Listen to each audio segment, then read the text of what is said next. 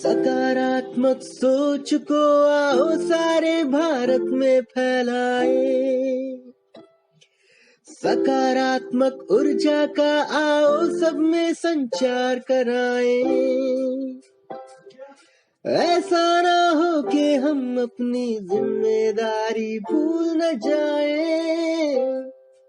क्यों इंतजार करें हम किसी का, आओ एक मशाल जलाए। सकारात्मकता के उदय का चलिए हम उद्घोष कराएं। RJS जय हिंद के नारों से अपना देश जगाए। RJS वंदे मातरम से सारी सरकार जगाए। नमस्कार, वंदे मातरम।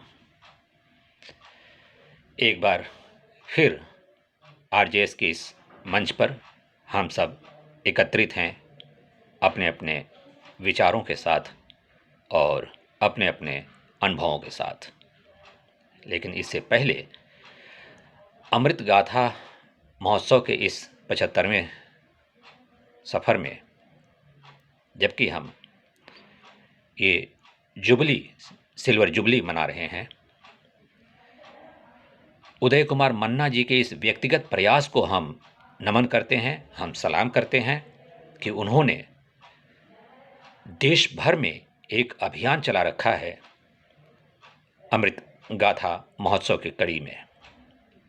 क्योंकि ज़्यादातर इस तरह के कार्यक्रम या तो सरकारी संस्थाएं करती हैं, बड़े बड़े NGOs करते हैं, लेकिन उदय मन्ना जी ने अपने मंच की तरफ से और व्यक्तिगत प्रयासों से इतने लोगों को जोड़ा और इतने बड़े बड़े लोगों को जोड़ के रखा है, जिनके विचार सुन करके आश्चर्य होता है कि अगर हम इस मंच से जुड़े न होते तो ऐसे लोगों के विचारों से शायद वंचित रहते। बहुत बहुत बधाई मन्ना जी, आपको हार्दिक धन्यवाद। इस बात की खुशी भी है कि उनके साथ हम सब जुड़ करके साथ साथ चलने को तैयार हैं। और RJS के इस मंच पे जब हम महापुरुषों के, स्वतंत्रता सेनानियों के बलिदान को याद करते हैं, उनके जन्मतिथि के अवसर पर, उनकी पुण्यतिथि के अवसर पर, आज की इस कड़ी में हम लाला लाजपत राय जी को भी नमन कर रहे हैं, श्रद्धांजलि अर्पित कर रहे हैं। उनका जन्म 28 जनवरी 1865 को हुआ था और लाठीचार्ज के दौरान घायल होकर के आखिरकार उन्होंने 17 नवंबर 1928 को अपने प्राण न्यौछावर कर दिए देश के नाम।